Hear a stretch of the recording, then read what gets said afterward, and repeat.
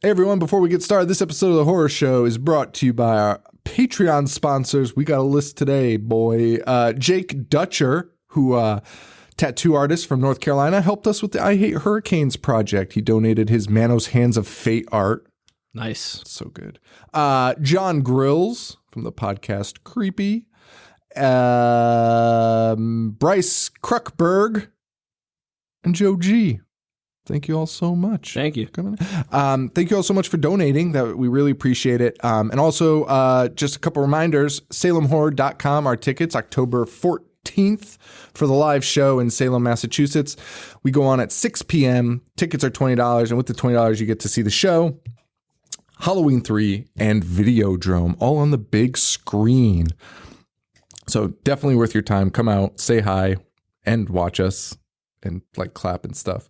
And then also Chicago, November 17th and 18th, I believe is the dates. Days of the Dead Con in Chicago. Just look it up. Can't wait. You can go on our Facebook page. We have it posted there also in our events. We'll be out there representing at the Bloody Disgusting booth. So come say hi. I'm trying to get an event rolling. Our homie DJ Intel is trying to get us a venue to do like a little show if we can afterwards.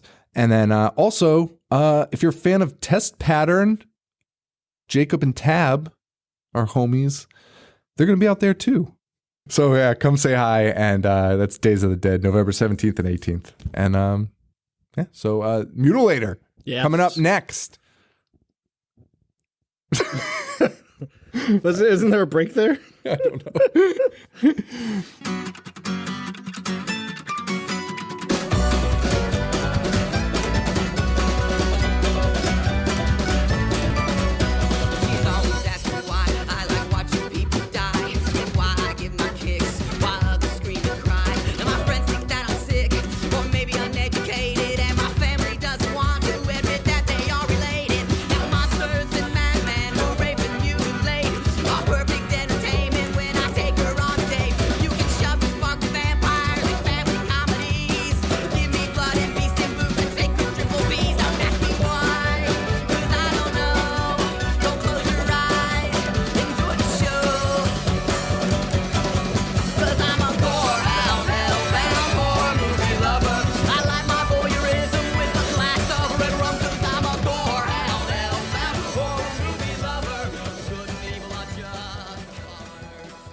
Hello, everybody, and welcome to The Horror Show. Show dissects, mutilates, dismembers, and butchers all of your favorite and not so favorite horror movies and other horror-related events. I'm Sean. I'm Joe. The Mutilator. Yes. 1984. Brought to you by Jeremy Roberts, our Patreon subscriber. If you want a Patreon pick, go over to patreon.com/IHateHorror. Donate a few bucks. And you can pick out a movie that will not be as good as The Mutilator. Have you seen this before? Never. Yes, neither. And I'm sure a lot of people are going to be like, what the fuck? Because we got that with like, I don't even know. Oh, like Street Trash. That we hadn't seen it before? Yeah. Well, get bent. Calm down. Relax. But this one seems like, why is this not? Like, I should have seen this a long time ago. Yeah, and I was very familiar with the cover art because I had the hook. For sure. But I had never seen it, and holy shit, I fucking love this. It is something else. By sword, by pick, by axe, bye-bye is the tagline to this film. A teenager who accidentally committed matricide finds himself being hunted together with his girlfriend and mates by his now crazed father. I have never heard a synopsis so awesome in my life. And again, I don't know why I've never seen this. Like, the artwork is fucking crazy. It's 4 corpses hanging up. Yep. And it's got the big hook, which is foreshadowing the coolest. Like, you already know, like, I can't wait till this hook comes into play. That was fucking that was insane. That was insane, that scene, which we'll get to. If you haven't seen this, Amazon has it streaming, if you have Amazon Prime, in HD remastered. But it was awesome because the sound was still like super grainy. Yes. And it even had like the imperfections in the film still. So this is like the worst remaster ever. I was like, what was the point of it? Just keep it. I mean, I get it. It's like nice and clear and big, but Yeah, there's no point. No. Actually, I kind of like that though. Like I'd rather see that than like a super like them try to clean it up. Right, which is what I'm saying. There's no point. Just keep it. Yeah. Keep it the original. Just keep it. Yeah. Just watch a VHS, I guess. This is like the epitome of like all I want from a shitty 80s horror slasher. So I liked it a lot. I wasn't like, I know you liked it a lot. I don't think I liked it as much as you did. But the gore in this is out of this world. Yeah, that effects artist. It's the most insane thing I've ever seen in my life. Like, honestly, it kind of blew me away. Like, some of the kills are so goofy and silly. And like, it's just fun. It's just like something that it's really want to cool. like yell about. Yeah, it's really cool. You actually open up. If you don't know what matricide was from that synopsis, you're about to find out. You open up. Mom's setting up a birthday cake. Little boy in his dad's office cleaning guns. Not a great idea. I mean, how old would you say Ed was? At that point? Yeah. Too old? Too old. Too old to hold up a gun and just pull the trigger. Well, yeah, I mean. Which he does. Like points it at exactly where his mom was. Pulls the trigger. So he hangs up this sign. Little Eddie holds up the sign. I don't know how old he was supposed to be. I think like 7 or 8 maybe. Okay. That's my guess. The handwriting on this sign is, I mean, atrocious. Should have got services in school. But it says, "Happy birthday, Daddy, all cleaned by me." And he hangs it up and then pulls out a gun, starts cleaning it, holds it up, pulls the trigger.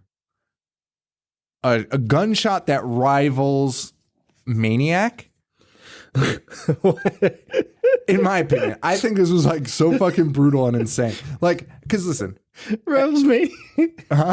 Maniac, like the head explodes, dude. Okay, yes, and I give credit there. Everyone goes for the headshot though. Little Eddie shoots his mom in the back, and her back fucking bursts. Like a giant pool of blood flies out of her back, and she is done, like cooked, like done. But that's what I was saying earlier. Is like every kill in this movie makes you like put your hand on top of your head and be like, "Holy shit!" 100%. Like you're like, this kid just killed his mom. Yeah. And he runs out, and he's upset, obviously, because he just killed mom. But she's done. Dad comes home at the same time. Big Ed. Wait, that's what they call him in all the synopsises online. Like his dad's name is Ed too. Yeah, because that's Ed Jr. Oh my god. And they call him Big Ed. Like if you read the wiki page, just the first one was Big Ed, which is my favorite name for a killer ever. Big Ed the killer. I just thought of a scene like random. Anyway, so Big Ed comes home with a duck. He's killed a duck. It appears that they live out in the middle of nowhere. Yeah. Which will make me more confused in like 10 minutes. They live out in the middle of nowhere. He comes home with some ducks. He's clearly a hunter. He sees Mama dead on the ground, shoves his son, then gets up and fucking pimp slaps him. Like big, high arcing backhand. Yes. Just fucking clocks this dude. And Ed runs away. Then Big Ed proceeds to do the weirdest thing and dragging her corpse into the room. This movie is good. This movie's good because you don't expect anything, right? Like he comes home and he beats the shit out of his son. So you're like, oh, maybe the son's going to kill him. That's like what was going through my head. It kind of started off like pieces. Right, like right. That kid's going to lose his mind. Exactly. Yeah. That's what I thought. I thought the kid was going to be the killer. Yeah. And like he's dragging the mom into the other room and I was like, oh, he's going to hide the evidence, I guess. Or like, no, he props her up, just starts drinking booze, and then takes the kid's sign that says like, cleaned it all by myself, puts it on her chest, which is just like weird and insulting, and then just starts pouring liquor into her mouth. It's like one of the most bizarre, weird scenes I've ever seen. Yeah. And we hear cop sirens coming in the distance as the boy's looking around the corner and cut. Yeah. Weird way to open it. Like Very you don't know weird. which direction this is going to go. Is the dad nutty? Is the kid? Maybe they're up until the very end, like literally the very last second of the movie. You still thought it was going to be Ed Jr.? I thought they were going to be a team. Yeah? Yeah. I thought they had like bonded over the death of the mom. or like had some type of plan. I don't know. Kind of like, because it also reminded me of April Fool's Day. Kind of like the setting with like all the people being in there. Very much. Dude, the guy that we'll meet in a little bit, I think his name is, what's his name? Ryan or Reynolds? Ralph. Ralph is just like that Southern guy from April Fool's Day. He's an annoying fuck with the worst possible jokes of all time. Yes. He's so bad. Yes. I did not think, though, like, that's interesting that you thought they were going to team up. The whole time I was like, I love that. This dad is just so mad. He just wants to kill his son. Like, he waited like 2 decades for this. And that's another element that's actually really great about this, too. Like, that's another element that's so funny. So, let's talk about this. We cut to the future. We don't really get told much. They don't really give you insight of what's happening. You just see a bunch of kids sitting around, and it turns out to be Ed Jr. all grown up in college with a bunch of his buddies and his girlfriend and their girlfriends. Just thought of something. Thought of something in the movie. Because I just think about the dad, how much he hates his kid. Yeah. He has like a dream at one point where he's just dreaming about strangling him. As a child. Like, and not even just strangling him, like multiple murders. Like murdering him in multiple ways. He's just standing daydreaming while he's looking at him. Yeah. This dude hates his kid. So funny. He had a lot of opportunities to kill him too, but he didn't take any of them. He's also a bozo. He's a total bozo. They're all, this movie, one of my problems with the movie is how simple all these people are. Oh, I loved it. The pool scene, dude. Yes. That guy, there's a blonde-haired guy in this. I don't even... We'll get to it. He is one of the dumbest human beings I've ever seen. Like, to the point where I was like, I don't even want to see this guy on the fucking screen. And I don't think he's acting. I think it's just some guy. So they're hanging around, and they're having a real hard time figuring out what they're going to do on fall break. I didn't even know fall break was a thing. Well, it's not. I don't care anybody replied to you as. Did you have it? Fall break? Yeah. No. Oh, okay. Because I was about to say. I never went to class. So, like, it was like an entire break. Well, I mean, it's insane to get a week off in the beginning of that's like school just started. Yeah, I don't think that's true for Eastern. No, there's a lot of schools that don't. Like, I looked it up, and a lot of people don't have it, but a lot of people online were like, "Oh yeah, like, what's your problem?" Everybody was like, "What?" Yeah. So it's really weird. It's a really interesting thing, but I guess some people get the first week of October off, and it's called fall break. Interesting. Fucking millennials, man. Fucking millennials. Millennials in 1984. Millennials in 1984. Were they yuppies in 84? Yeah, something like that. Isn't that funny? Every generation thinks that it's like a new thing. Yeah.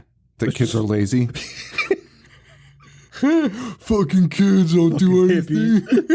Dude, it's forever. I was thinking about that the other day. I got so fucking mad that people honestly don't have the brains to look at a history book and be like, wow, people really hated yuppies. Because they just wanted quick money. Stupid. Fucking gold rush.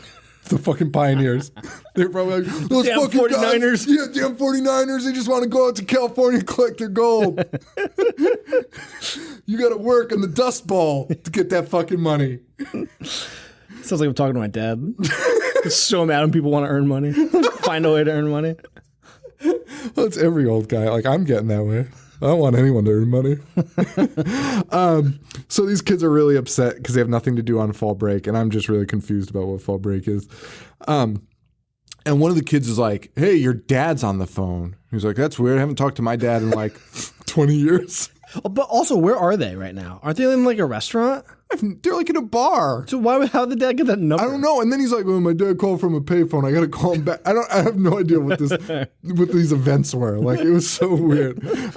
It was really bizarre. So he calls his dad back. Well, that's what also I like about this movie, and it's not an indication that it's a good movie. I just like that they explain, like, they tie it all together, and they don't care how they do it. There's no part where I'm like, oh, why is, like, they just tie it all together. Yeah, they just tell you, like, it's just gonna happen, and they're not.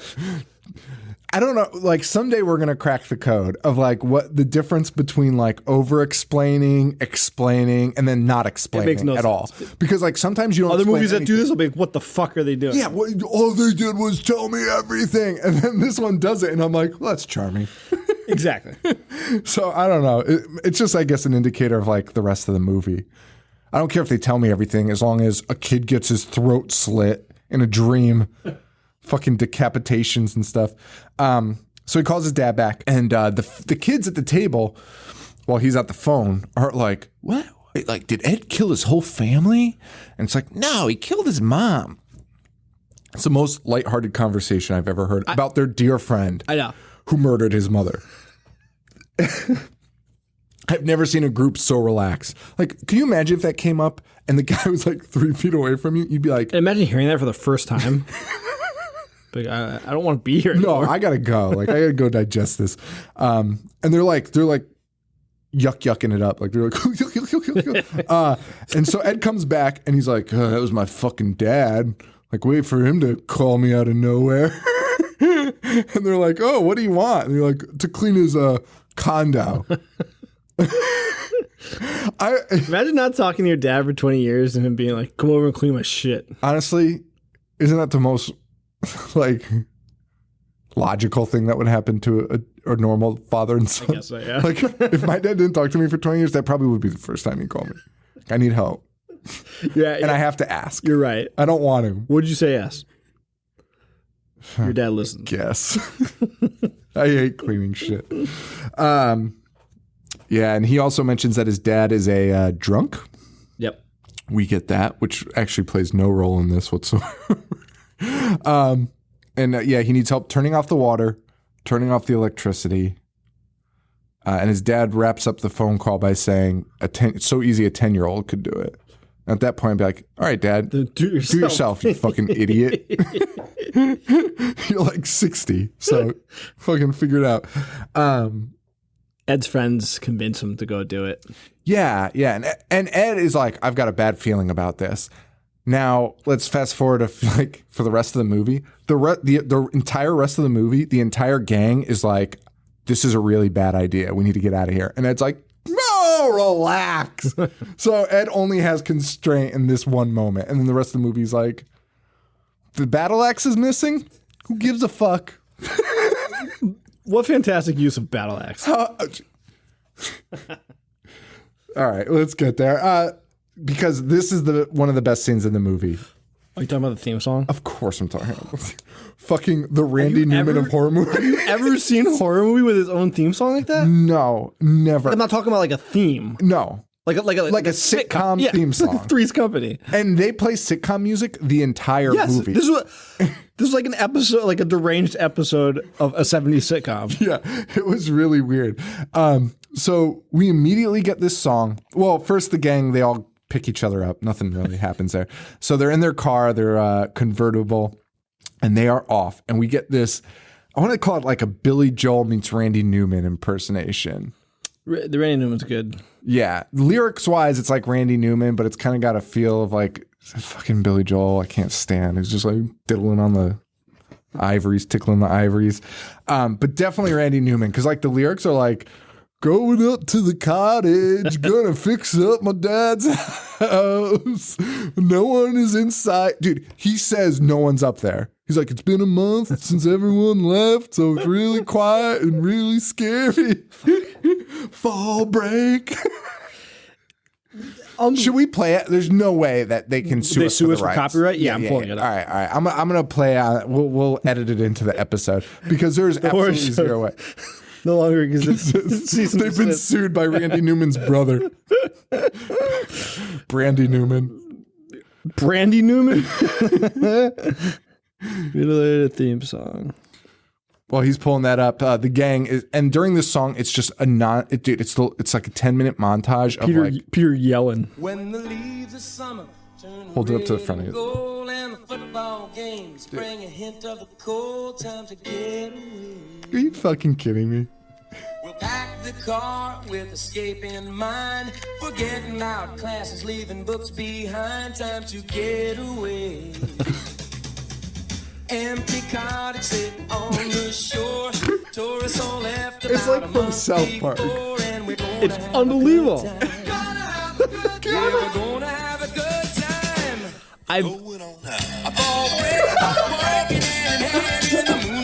I've never fucking witnessed a horror movie with a song like that. No.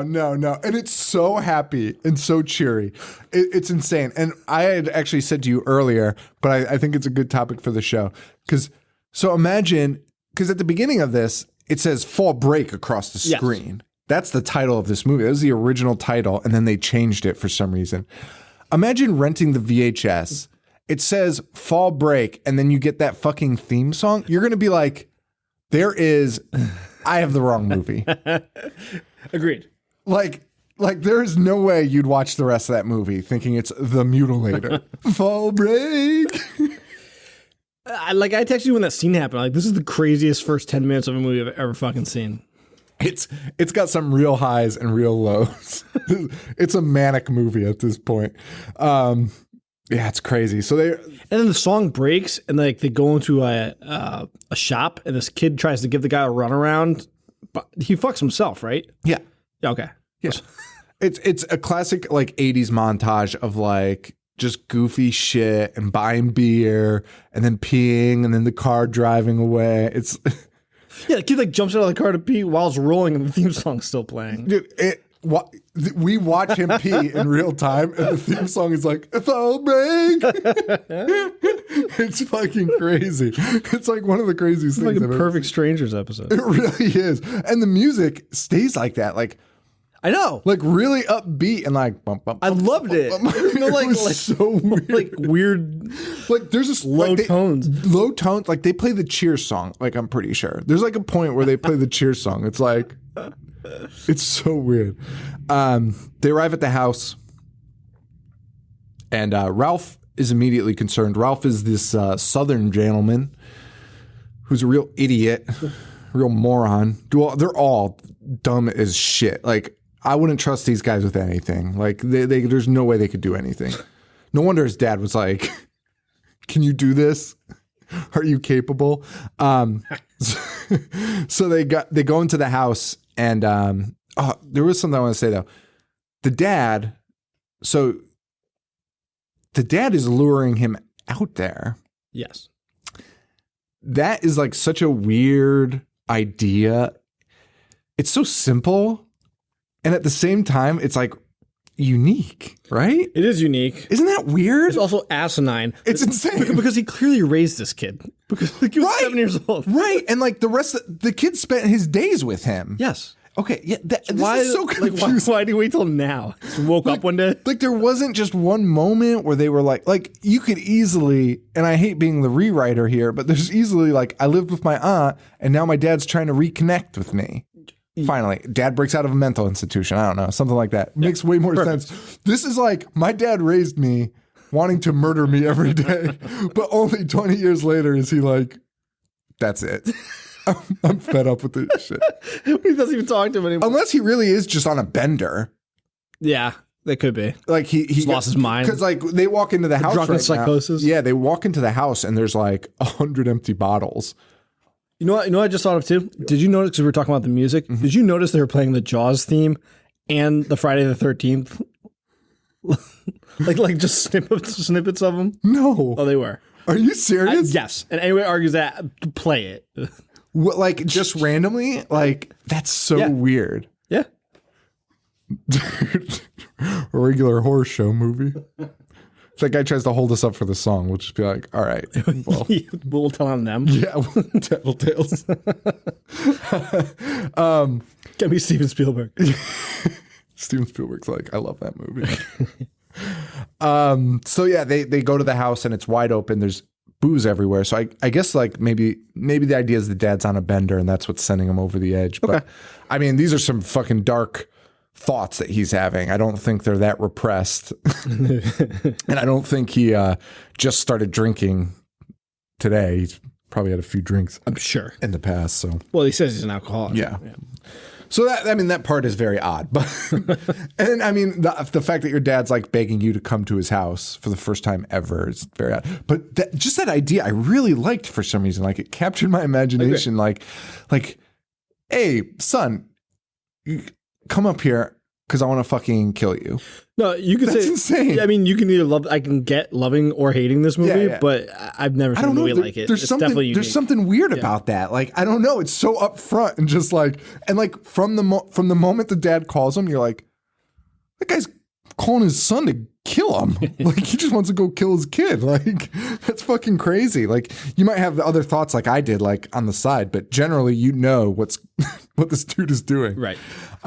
They go in. They say they look like they missed the party. The girl notices one of the glasses has condensation on it, though.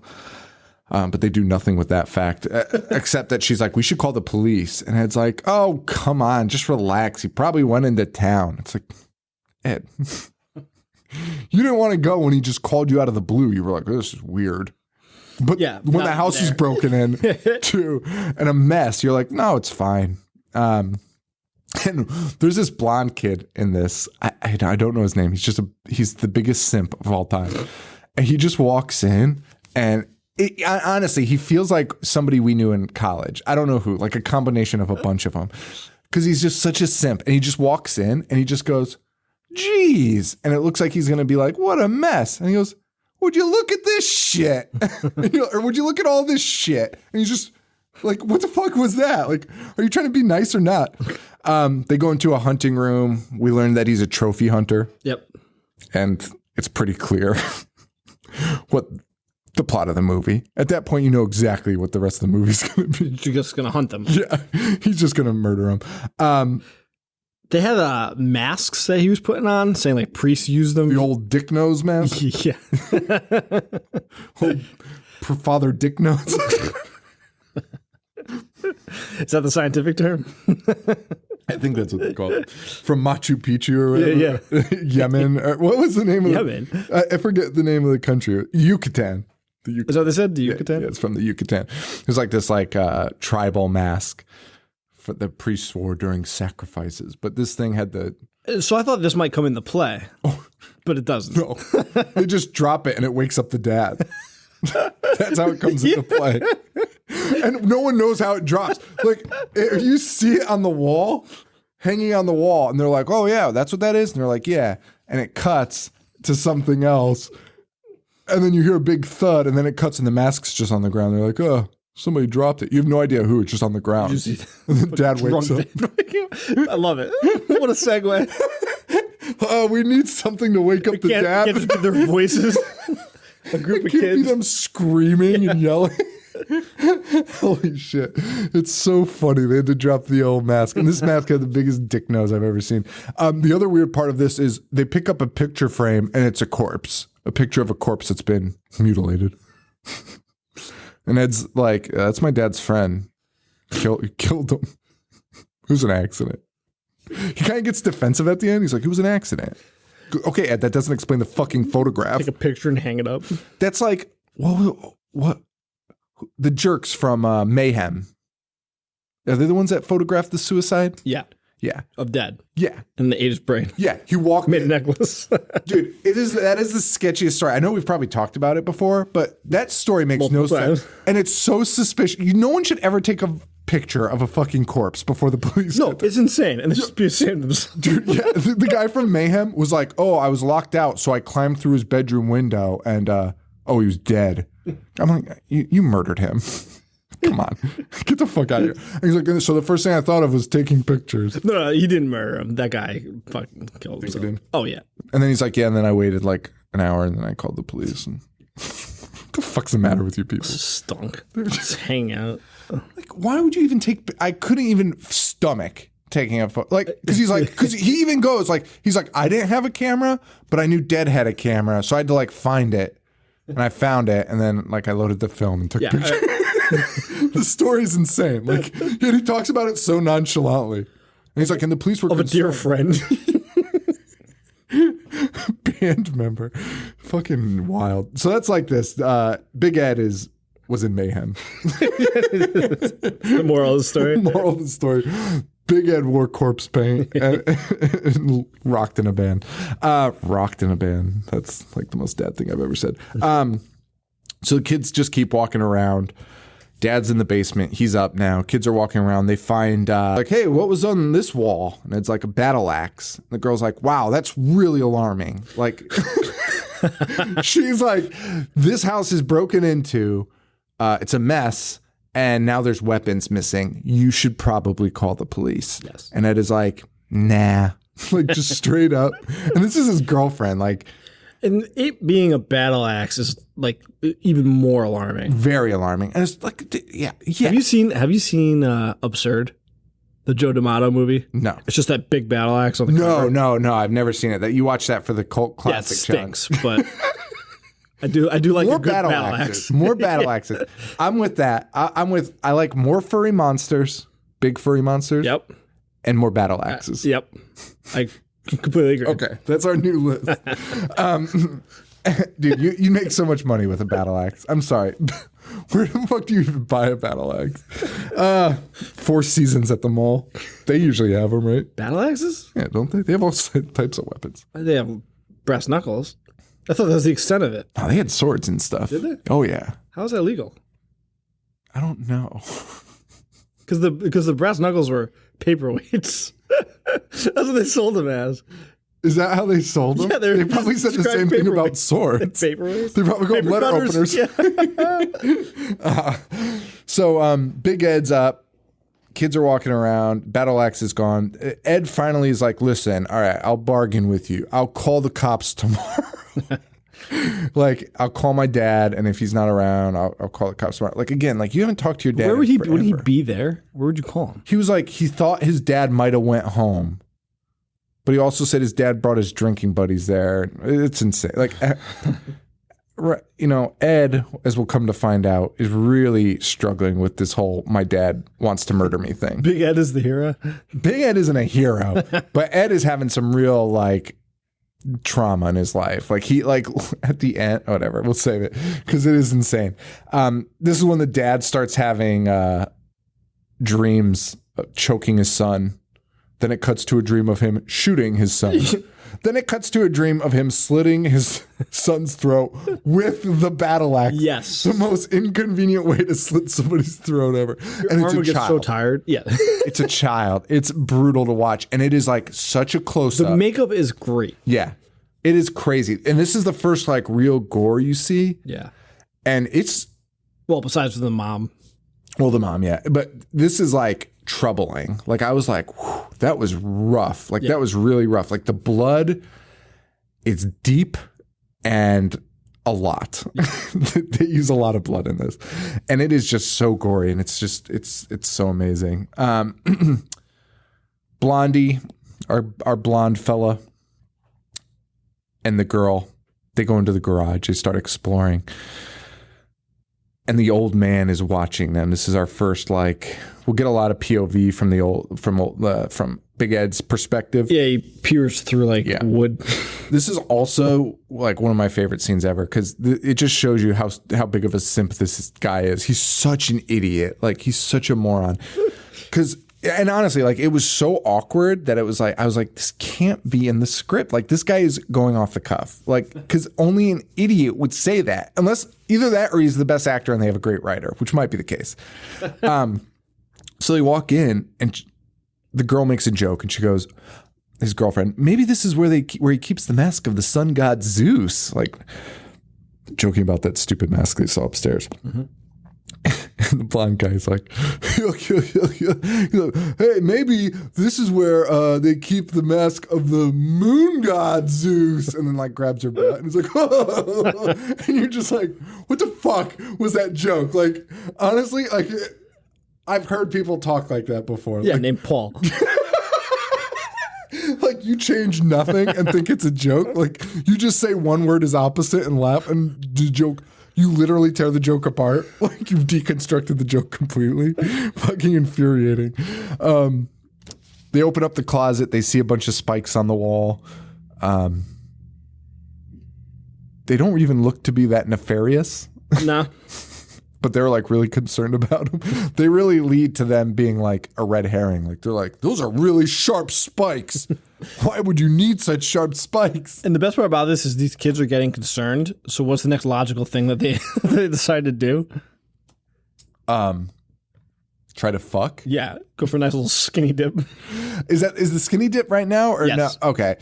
And the dad they keep cutting to the dad and he's just standing in the closet holding a battle axe in the dark.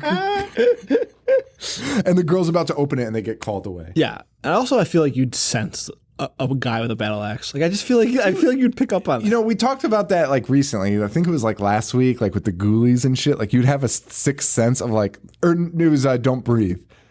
Yeah, like, you have that sixth sense of like, there's something next to me. Like watching me. Yeah. Especially holding a battle axe. I guarantee that guy's breathing so heavily. Dude, there's 100%. Dude, he's got to be like moving and switching hands because it's so heavy because he's not moving for so long. And he's drunk.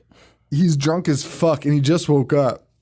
I would be, if it was me, I'd be making so much noise. Dude, I'd be like, just banging it against it. Come in. It's so insane. Like, even just standing up, like, whatever. They end up having dinner. There's nothing really to talk there. Ralph says, he calls his girlfriend Sweetmeats, which I think is the greatest nickname for a girl of all time. And I will be calling my wife Sweetmeats. Nice. Going forward. Come on, Sweetmeats, let's enjoy our night off. No girl would ever talk to you after you call her Sweetmeats. I was going to say, we know how it goes. It'll be, I mean, I won't, yeah, it'll be bad. Like you said, those, what other names? Mike and Linda. That's the blonde guy and his girlfriend. They're like, let's go to the beach. And this was when they played the Cheers music. It was like that. How does the Cheers music go? It's like, for everybody knows your name. Maybe it isn't Cheers that I'm thinking of, but it's an 80s sitcom and it's just piano, like do do do do do, and we get like a 3-minute montage of them just dancing on the beach. Yeah. And running on the beach, and it's so bizarre. It's so bizarre. And then we go inside, and the entire gang's like, "Hey, let's catch up with like they've been gone forever." Like they say that, like they've been gone forever. We should go try and catch up with them. It's a terrible plan. And they do. They go outside also. So the whole gang is outside. I've got to say, this movie doesn't really follow tropes that well, which is fine. Like I'm not saying like you have to, but like. I don't know. It's just unlike anything I've ever seen. Like for them all to just leave like the area, like a buddy system together. The house was like, the house was the place where Dad was going to kill them all. That's where Dad is. Yeah, and now they're just like all like, man, let's leave the house. Yeah, and you're like, what the fuck? So what's going to happen now? But don't worry, Dad'll get his. That'll get his. So somewhere, who knows where. We see a pool that looks like there's an alien spacecraft. Judging by the next sequence of events, it has to be the world's biggest pool. It has to be. They find a pool that is encased in like a giant bubble. Mm-hmm. Very futuristic bubble. Lots of plants inside too. And they just would let themselves in. The lights come on, they turn on the lights, then the lights go off, they turn them back on again. And when the lights go off, that blonde guy, Mike, is like, he just yells, "Hey, where'd everybody go?" And I'm not entirely sure it was a joke. Mike's the guy that will cover his eyes and hide and seek. Yes, 100%. Speaking of hide and seek, they play hide and seek in like 15 minutes. Yeah. It was the most bizarre thing I've ever seen. They don't know how to play hide and go seek. Wait, what do they call that?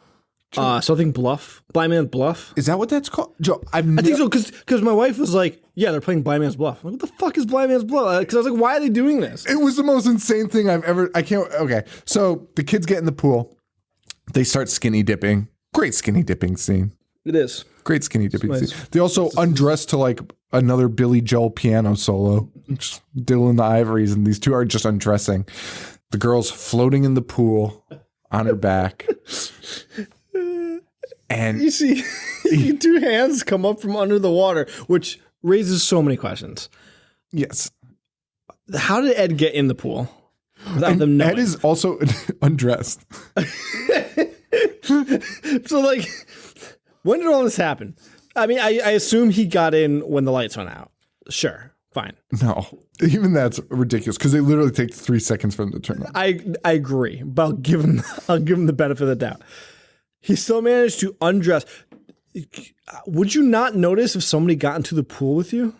No, you'd 100% notice. Again, it's like the loudest scenario of all time. Dude, when you play Marco Polo. Especially if you're skinny dipping in someone else's pool, you're like on, not that I know, but like, sorry, neighbor. like you're on edge because you don't want to get caught. Like you're Yeah. Or like even like you don't want your friends to like walk they're in not on supposed to be there. Yeah, and like she's naked. You don't want your friends to walk in, so you're gonna be like extra aware of what's going on. Yeah. Some guy's undressing and then jumps into the pool. Like even if he slowly lowers himself in, you'll be like, oh, I just heard a ripple. Dude, it's like, remember like when you're playing like Marco Polo as a kid? Yeah. Like you can hear. Yeah, that's how fish in the water. Even you know when they're not in there. Yeah, even when you're you're like, get the fuck in the pool. And they're like, oh, I'm in the pool. And they're definitely not. Like 100%. Like you can hear it. Like you would hear this guy in the pool for sure. But he jumps up and he paws her face. My second question was how long would he have had to be underwater for? Because his hands came up. You're right. He didn't come from over. You're right. It's underwater. I mean, it's the most nonsensical scene maybe in horror movie history. And it's not even the most crazy part yet. No. His hands come up and he just palms her face. Drags her down. Yes. And then and Mike pops up and is like, whoa, and then just like goes back. Where'd you go? And the guy's dragging her out of the pool. Naked. He's naked. I mean, maybe he's wearing a swimsuit, but he is not wearing clothes. That makes so much fucking noise. How is Mike not aware this is happening? He is carrying a corpse out of water. And not even quickly. No, he's taking his time. And he's naked. And the entire time, Mike's like, oh, I wonder where she went. How far away would he have to be? I also love that Big Ed was like, well, I don't want to get my clothes wet. Like, there's no horror movie. Like, imagine in Jason Takes Manhattan when he fucking swims from the cruise ship to New York. He's like, oh, well, fuck. Like, let me just put these in a Ziploc bag. I'll carry them with me. I'll just wear my trunks. I'll just wear my britches in the ocean.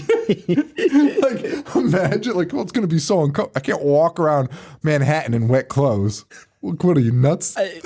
I couldn't believe this, Sid. It's so crazy.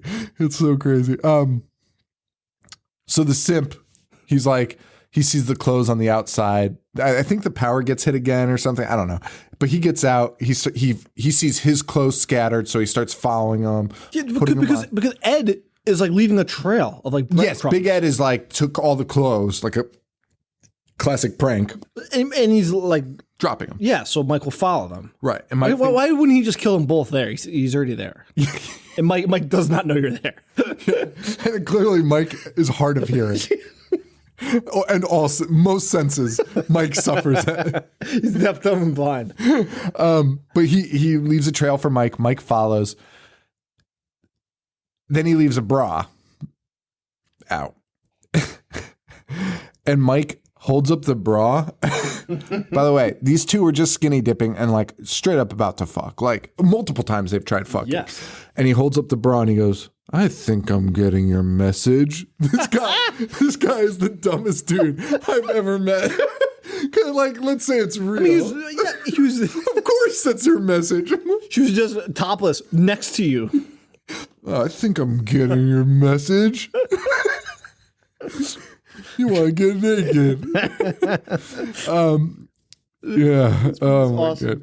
And then Mike hears something in the closet, and he's followed it back all the way to the garage. He hears something in the closet. He holds up his hands and comes at the camera in the most goofy fashion. He's like, I'm coming to get you. Fucking door open. And Dad destroys him. Great kill scene. Like, honestly, this movie, I mean, Mutilator is a great word. This deserved the title Mangler. Because this dude just this dude doesn't just kill people. I think Mutilator is perfect. I mean, Mutilator is pretty good. Them. Mutilated monkey meat. This is an outboard motor that he's killing. Oh yeah, we haven't said it even yet. He has an outboard boat motor that he is holding. This guy picks the heaviest weapons. He just loves a good workout. He is holding an outdoor boat motor and just shoves it into Mike's guts and just fucks him up. Yeah. And it is so gory. Brutal. It is so gory. It is insane. And Mike's just screaming like, ah, and the boat's just terrible. Although in terrible Mike acting for him, he's like, ooh. Yeah. I mean, you would be screaming, or you'd either be silent because you are dead, or you'd lose your mind. And imagine a guy pops out and just shoves a boat motor at you. You'd be kind of impressed. You'd probably just be silent. You would be silent because you'd be like, there's no way this is happening. Like, I'm going to wake up in like 3 minutes because it's impossible. This is how I'm going. This is fucking impossible. Guy with a boat motor. Ed's stupid drunk dad killing me with a boat motor. God, man, it's insane. It's such great gore. It's so crazy. The cops end up showing up, which was a little bit of a surprise to me. It was. And I mean, it was. And the cops' conversation was so pointless. It was so pointless. The only good part is that Ralph is asking the cop why he's out there. He's like, there's no murderers or rapers out here, are there? He used the word raper. But like, why is the cop there? Oh, I don't know. Because then he's like, well, our 2 friends went off. Did you see him? The cop's like, nope. Dude, at that point, I was like, oh, they're all in on it. I was like, everyone in town, but that isn't, that's not the case. I honestly, I was like, this cop's got to be a raper if he's just chilling out there. And he's making faces like the kids are like, yeah, something weird happened. And the cop's like, okay. Yeah. It's like, oh, okay. But the cop does end up calling it in. So the cops know where he is. Like, he says where he is. Yep. Because more show up later. Yes, way later. They take their fucking time when the cop goes missing. And the cop goes and explores the house and takes, I think it was a machete or lawnmower blade. I don't know. But he takes a blade to the face. Yes. And not like head down, like shoved right through his face. It was insane. And then, like, you think that's bad. And then Big Ed pulls out the fucking battle axe again and chops his fucking head off. Decapitates him. Just straight up cuts his head off. And that gore, decapitations are so hard to do. My wife laughed so hard at that. I thought it was really good, though. It was great.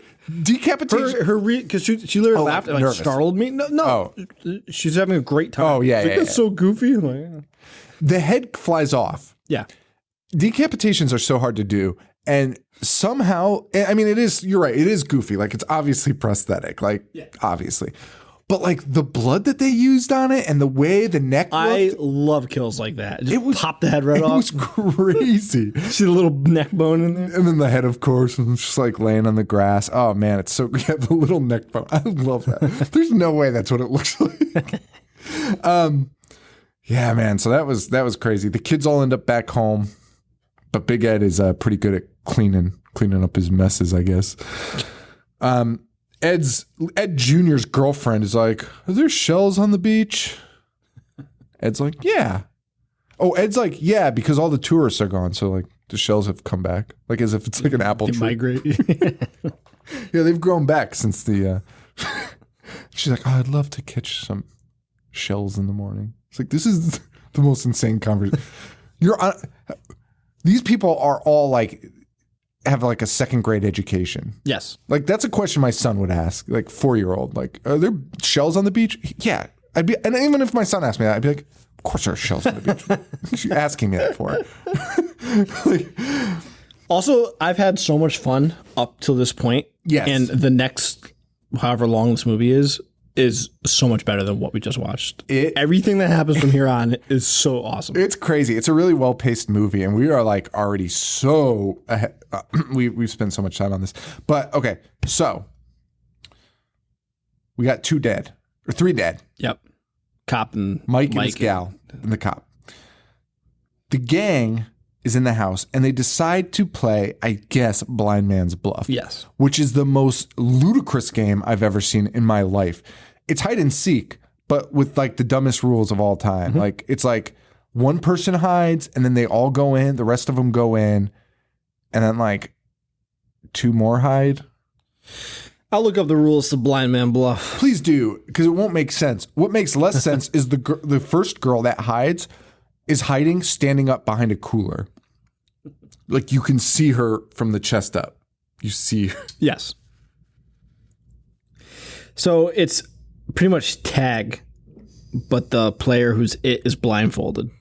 Okay, no one was blindfolded in this. They were just drunk, and it was dark. Well, that's not what they were playing. That's not what they were playing. They were just walking around. It was insane. And then like the two others hide under a picnic table. It's insane. It's just so bizarre. It's so bizarre. Ed, Ralph, and Ed's girl, they go outside. Oh, that's a hide and seek thing. We see Big Ed hiding the bodies on the hooks. That was those big spiked hooks that we saw earlier. Big Ed's hanging the bodies up on those bad boys.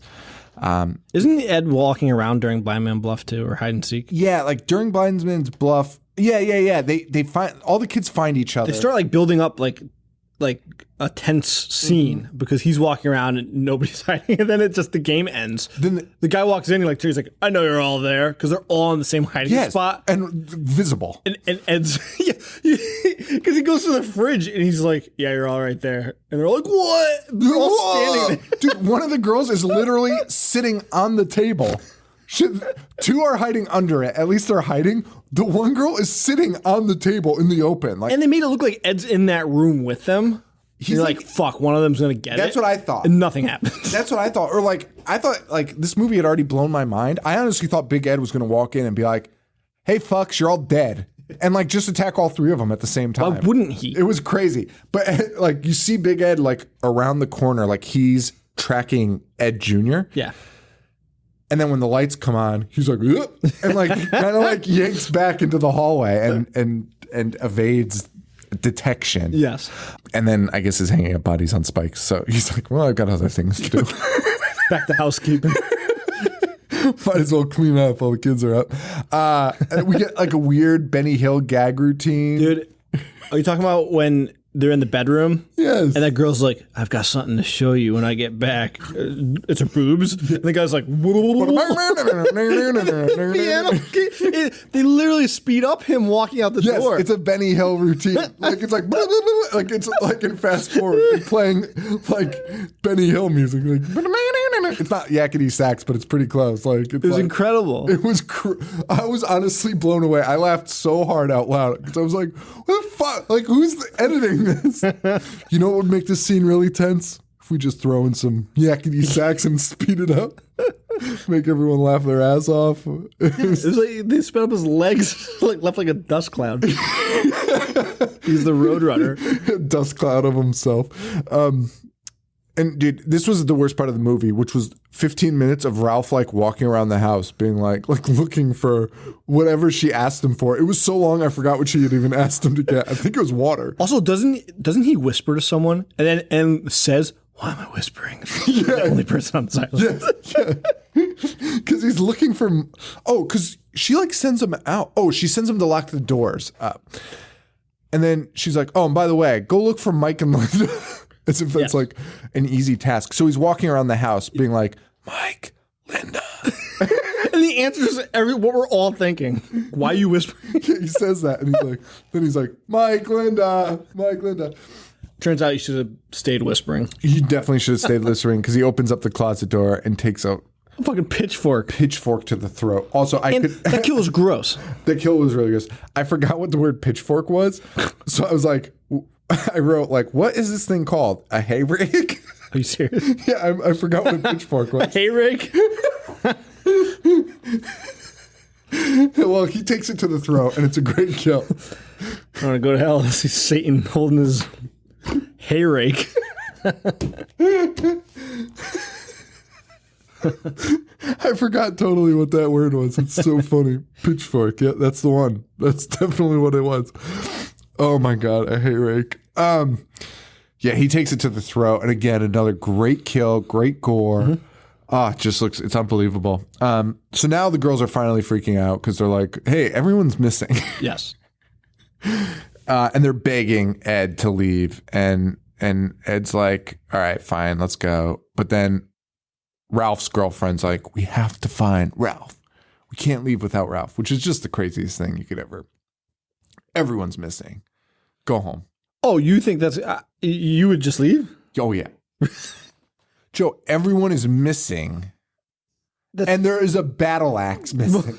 That's fine. But you wouldn't go after your significant other? It'd be like, Maybe I should try and find them. Listen, man, it's college. Yeah, fine. Okay. Fine. I mean, hindsight, maybe. Hindsight, definitely leaving. In that moment in college, maybe. Maybe I stay. So they want to leave, but they decide to stay. Ralph's girl turns, she's the first one. They split up, of course. I mean, okay, like, let's say you stay. The last thing you do is split up. That I agree with. But Ralph's girlfriend's like, I'll go this way. And literally she turns the corner and Big Ed is just right fucking there. Like, literally, she doesn't get 1 sec. She doesn't see 1 second. I would put this upcoming kill in the upper echelon of kills in any horror movie. Man, it's tough. It's weird. This girl gets a hook through her vagina. I know. It's insane. That was nuts. It was insane. That both me and Tina were like yelling, like, "No!" I know. I really threw it. I mean, my note here is just with a million H's. Like Like, did that really go through her vagina? Did it? Yes. Yes. I know. I'm saying I was in disbelief. Oh yeah. It was crazy. Like, there's never been a kill like that. Like in Well, Cannibal Ferox has the hook through the boot. Okay, so that you're right. You're right. For some reason though, like, this movie isn't like a shock movie. There's no, like, you know what I mean? Like, a lot of the movies that do that shit are just like a million shocking things, and you're like, yes. And like, that's why you expect it. That's why this is so effective. And it's so out of control. Like the gore's been great. Yes. But it's like funny decapitations and shit. And then a fucking brutal hook through the vagina. And then the worst part, though, honestly, to me, so he puts it in her vagina, through her pants, at least, thank God.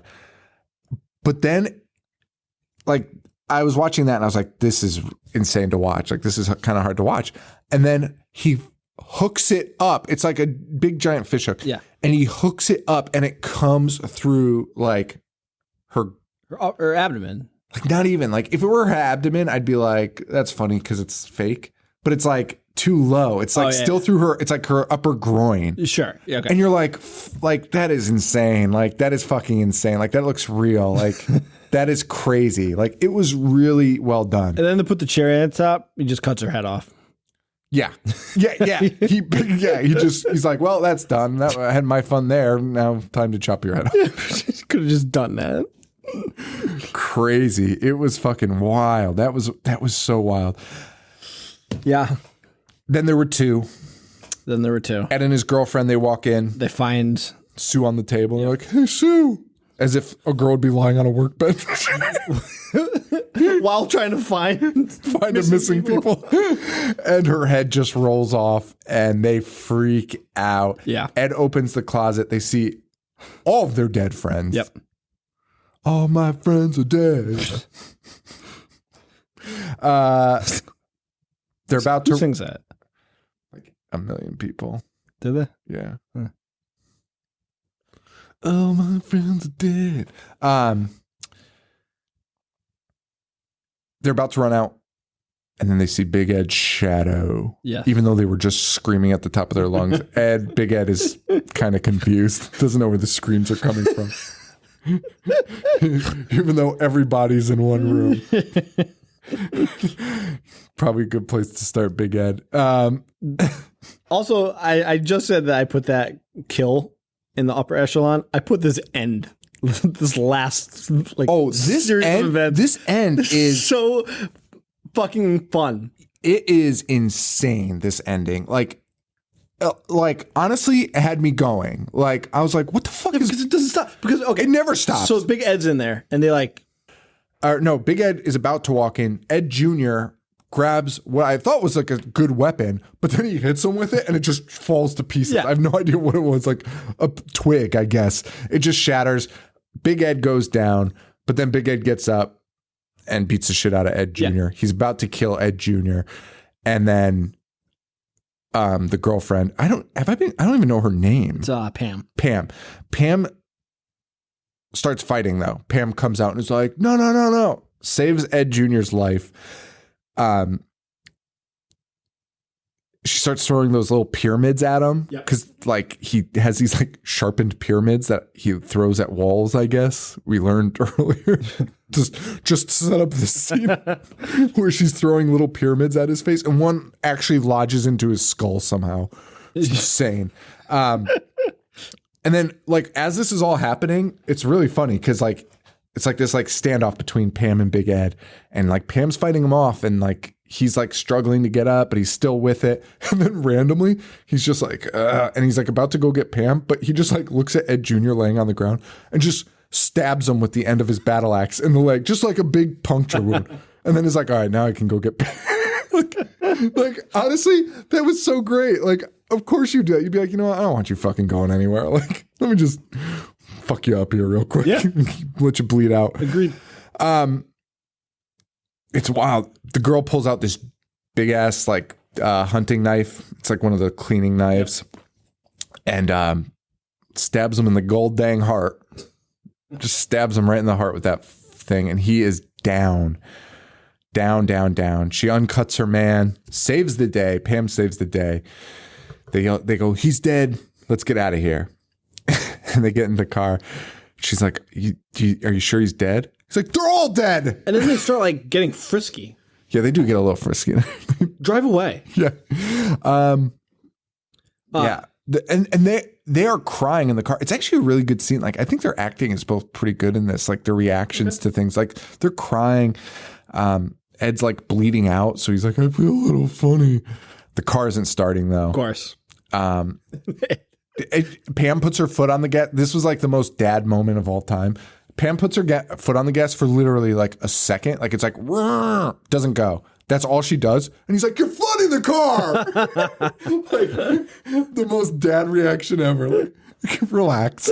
You fucking idiot. You're flooding the goddamn car. That's never going to work. And we see Pops get up. Big Ed Gets up. And one of the best things about this movie, again, like they're just so not tropey. Like there's no like he's just gone, right? Like like you see him and he's there, cut away, or like somebody moves in front of it, and then when it reveals and he's gone. Like you watch Big Ed like stand up and be like dust himself off and be like, oh shit, and then like walk to the car. Yeah. And you're like, I loved it though, because it created way more suspense than like the disappearing act and reappearing. Yeah, because their car's not starting, he's going towards it, and you're like, what the fuck are they going to do? And they don't see it. Yeah. It was so effective. Like way more movies can do this. And then he jumps on the top of it. It just starts fucking cutting with the battle axe. And then she takes the car's cigarette lighter and presses it to his hand. Burns his hand. It appears as if he's melting. It was gross. Like it peeled the skin back. But it was kind of gross because I don't know, it's gross. It's gross. They somehow get the car started. Dad gets his hand burned, so he stops like attacking him for a second. He's still hanging onto the back of the car though. They get the car started. The cops show up. It was just this weird moment where like Pam kind of has like a standoff of like what to do. And then she just turns the car in reverse and backs Big Ed into a brick wall, which I don't know why. It wasn't even a brick wall. It was just a pile of bricks. It crushes him. Dude, it does more than crush him. It cuts him in half. Cuts him in fucking half. It was amazing. Yeah. I've never seen anything like it. It was insane. It does an undershot from the car. It was beautiful. It was like one of the most beautiful things I've ever seen. It's like an undershot from the undercarriage of the car, and you just watch the legs as she pulls forward. The legs just fucking drop. Yes. And just gore everywhere. Yeah. Oh. It was great. It was nuts. And then Ed screams, Jesus Christ, it's my dad. And get fucking bet. You fucking stupid. Upset about it. The guy's been trying to murder you this whole time. And has murdered everybody. Everyone you care about. Literally everyone on the island.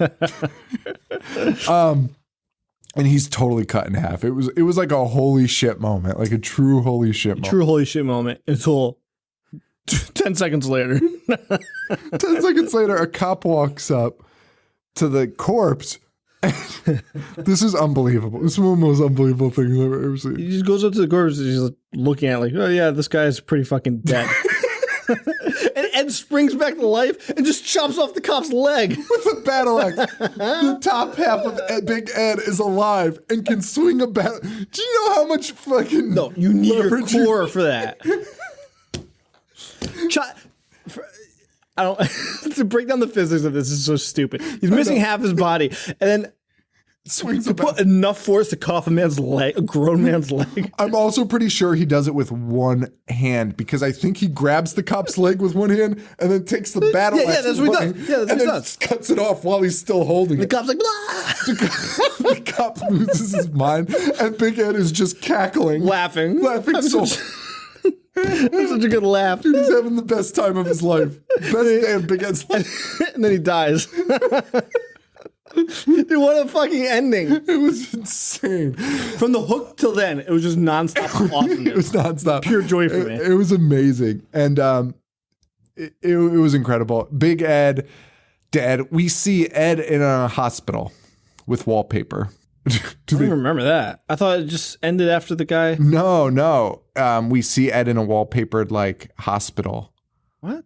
Well, I didn't watch the Amazon version. Oh, I don't know. Maybe that's an added. So Joe's ending was probably the original ending, I imagine, which ends right there. Or just Or just the shit version. I watched an ending on Amazon, which features Ed walking down a hospital corridor. He goes to a hospital door and there's a nurse outside and he's like, how is she? See, the end of that, it's like a sitcom. That comes after. Okay. It's just showing the people in the movie. Yeah, in scenes. Let me tell you about my business. Like, honestly, this might have been a pilot. And people were like, you want to can't. make this into a TV show? Yeah, this is funny. I would fucking subscribe. But he comes up to this door and he's like, how is she? And the nurse is like, the same. So you imagine she's like psychologically impaired. And I'm always like, Friday the 13th has like pretty much like changed my brain chemistry to make me be like, and then she's the mutilator now. Like, you know what I mean? Like, yeah. Or then the mutilator comes out. So he goes into the room, and I mean, they're kind of setting it up that way. Like, you're like, oh, she's fucked up from these events. And he walks in, she's just like staring at the window. He just puts his hand on his shoulder, and she holds it and smiles. That's the end. Thrilling. Should have ended at the fucking Agreed. Big Ed cackling. It did. Fuck It did that end. Yeah, it did. Man, what a fucking movie. Yeah. What'd you rate it? 4. 4, that's it, man. Well, like enjoyment is like a 5, but I'm not going to give that a 5 stars. Like, I would show that to everyone. That's now like, you know what we should do this year? We should redo our, what did we call it? It wasn't like our best or favorite. It was like required watching or whatever. Oh, yeah. I forget what we called it. Like essentials. Mm-hmm. We should like redo our essentials and see if they changed. Because I think mine have changed. Yeah. Yeah. Do you remember what was on yours? No, not at all. I just have such an appreciation for shittier movies now. Like, there's, I mean, this was like perfect. Like, if I was going to have people, you're right. Because if I was going to have people over and they were like, show me a slasher that's not one. This is it. That's like not one of the big ones. Yeah, like, yeah. I don't want to watch Friday the 13th. Right. Like, I would show them this. yeah. This is and fun. plus, this is better than Friday the 13th. 100 times better than Friday the 13th. I think. Dude, like you get more of, like when you tell You get more bang for your buck. here, yes, and when you're telling somebody about horror movies that doesn't watch them, like, but they want to, like they're excited. Yeah. Like it's not like, oh, I don't like horror movies, and you're trying to break them in, but like one that's like, I want to see something. If you show them like the Friday the 13th, they're like, that's what everyone's talking about. If you show them this shit, they're gonna be like, what the fuck was that? This was in a theater? Like that fucking hook and a vagina? Get the fuck out of here. No, I agree. I mean, I like Friday the 13th. Oh, I love them. I love them. And without it, there would be no Mutilator. Yeah.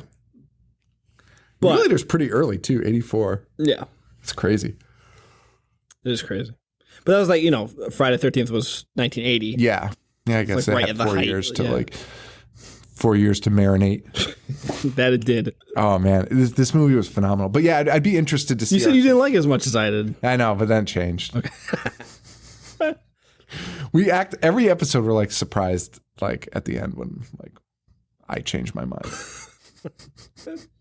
Fucking last week I was like, no, this is a good movie. And by the end I was like, this is the biggest piece of shit. Yeah. You did say that. Yeah, at the beginning I was like, it's not that bad. And at the end I was like, piece of shit, worthless piece of shit, light it on fire. So that's it for this episode, guys. Thank you all for tuning in. Thank you all for the support, guys. Like, we are killing it now, and it's all thanks to you guys. So thank you all so much. SalemHorror.com. Buy your tickets October 14th. Joe might make it now. Maybe. We'll see. We'll see. And then Chicago, November 17th and 18th, we'll be out there. Check our Facebook page for more details on that, social media and all that. Store.IHateHorror.com. We still have some shirts, hats, and all that. Joe's baby is on the way. Maybe this week. So buy some fucking shirts. Pay the man. Get the man some money in his pocket. Dude needs some money. You got to buy diapers. You got to buy diapers. He's got to buy wipes. He's got to buy... That's basically it. Assassin's Creed, the new one. Red Dead's going to be coming out in a little while. He's got a lot of stuff to buy. And you're going to pay for it. So do that. Store.IHateHorror.com. One of the things I've been forgetting to do, rate, review, subscribe on iTunes. And if you do, we'll send you a sticker. Just email me, Sean@IHateHorror.com. And of course, IHateHurricanes.com. We're closing that November 30th. We'll still have we'll still accept donations and stuff after that. Just go to IHateHurricanes.com for more details. But September 30th is the cutoff to guarantee you a sticker pack. I'm going to order extras, but when they're gone for that thing. So, and thank you all so much. Right now we're at like $1,000 our fans raised for Hurricanes. So thank you all so much. It's fucking insane. Phenomenal. Yeah. Give them back, man. And I was thinking, I'm pitching here live on the air. For November, now I'm like in a giving mood. I hate hunger. Yeah. For Thanksgiving. I like it. We'll do something though. It's something a little different.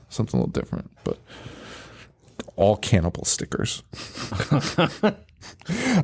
We'll figure something out. We'll do something cool. It probably won't be as big as I Hate Hurricanes, because I Hate Hurricanes was a labor of love. Like, it was insane the amount of work I put into that. And I'm not trying to brag. Like, I am exhausted. I need sleep so badly. So thank you all so much. Patreon.com/IHateHorror if you want to donate. If you can support us monetarily, we really appreciate it. And that's it. Oh, we got to decide next week, because Adam Lash, our homie, powerbomb.tv. Adam Lash is a guy. Adam Lash had chosen Black Devil Doll. Yes. I said, Adam, is this appropriate to do on the show? And he was like, yeah, why not? I was like, okay. Because I really I'm super excited to finally do a blaxploitation film. Mm-hmm. Like, I'm really excited. Like, me and you have talked about that, like Blackula, all of those amazing movies from the 70s. Like, there's so many great movies. Yeah. This is not one of them. This is a new one. Oh, yeah, which I thought it was the old one. Yeah. Yeah, it does not count. I'm not doing that. So we watched it, and it was no-go. Like, I was like, we are not doing this. Then he was like, all right, Visitor Q. I was like, we are not doing Visitor Q. Joe told me all about Visitor Q. Why the fuck would we do Visitor Q? No, if you want to do a movie about a guy fucking his daughter in breast milk, and then some guy that just shows up and hits people in the head with a rock repeatedly for some reason, then sure, let's do Visitor Q. So again, we watched it and told Adam, no, we are not going to do Visitor Q. Get the fuck out of here. So he has two movies that he has picked that I am very, very, very excited for, because he was finally like, I was like, Adam, because he picked one, he donated for I Hate Hurricanes, and he got another pick. And I was like, this is the best pick I've ever seen. Like, I'm so excited for this pick. Have you told me it? I think I might have, but not in detail, and you might have been distracted. So, then I was like, Adam, why can't you just pick something like that? Like, that is such a good pull. Like, it's a really great pull from like just an unknown great movie. And he's like, and I had shared Video Violence with him. Mm-hmm. I haven't watched it yet all the way. I was like, why don't you just do video violence? And he's like, fine. So he struggled, but he's agreed. So video violence, which is a shot on video movie, probably the best. We did it I did a Patreon test run with the Patreon people, and I like live streamed it behind me, like Mystery Science Theater style. And it came out awesome. And it was, I was in love with it. Like I was really in love with it. And then he also chose, was this the alien one? Yes. I remember. Alien Abduction is what it's called. And the way he explains it is like really fascinating. Let me see if I have his explanation on it. Okay. Alien Abduction incident in Lake County, shot before Blair Witch and remake of the director's first movie. People thought this was real. So I'm like super excited about this. And I think I saw this when I was really young and was under the impression that it was a real film. So I'm very excited. So which one do you think? What year did it come out? I don't know. TV movie, 1998. Interesting. And I think it's found footage. Yeah, let's do it. All right, you want to do that one first? Yep. Alien Abduction Incident. What the fuck is it called? Alien Abduction. Incident in Lake County. Incident in Lake County. This will be a 0 download episode, so everyone enjoy. Although it might be free online, so that always helps our numbers out. So that's it. Guys, thank you all so much again. We really appreciate it. We love you all. We really fucking awesome. Come out to the live shows. Even if Joe's not there, I will try to be entertaining as best as I can. And we'll see you in Chicago for sure. Yes. So guys, thank you all so much. For Joe, this is Sean. Stay weird. Thank you. Adios.